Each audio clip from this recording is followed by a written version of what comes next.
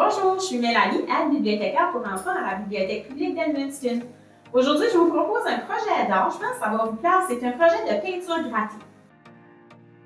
Donc, vous aurez besoin d'une feuille cartonnée. Ça peut être, vous pouvez utiliser une vieille boîte de céréales.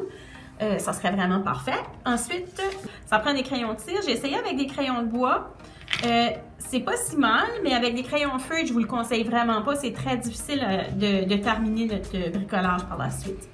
Ensuite de ça, ça va vous prendre de la gouache noire, puis évidemment un pinceau, puis quelque chose de pointu, comme moi j'ai utilisé un bâton pour les brochettes, le bout pointu.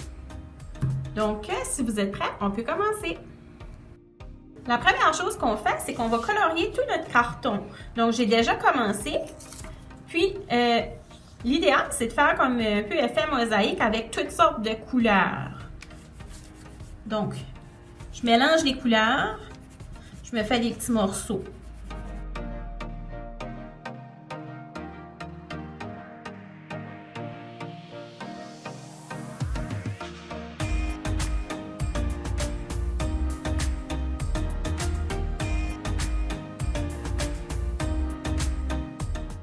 Et voilà, je remplis ma feuille au complet.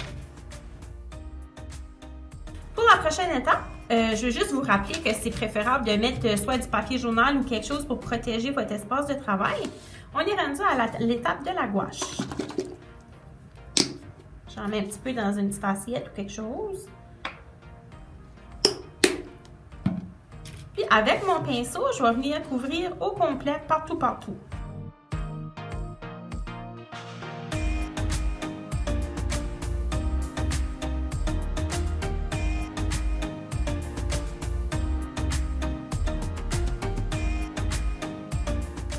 Une fois que c'est bien couvert au complet, qu'on ne voit plus les couleurs du tout, il faut laisser sécher. Je dirais, moi je l'ai laissé sécher au moins 2 heures pour être en mesure d'aller faire un dessin avec notre petit bâton de brochette. Donc maintenant, ça fait environ 2 heures que c'est bien sec. C'est l'heure, comme je disais, de faire notre dessin, de se gratter un dessin sur notre carton. Donc je me fais un beau soleil.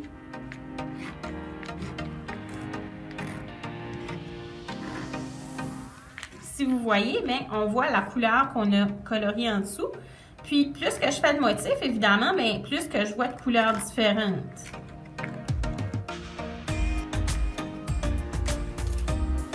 Donc, je vous le montre à l'endroit.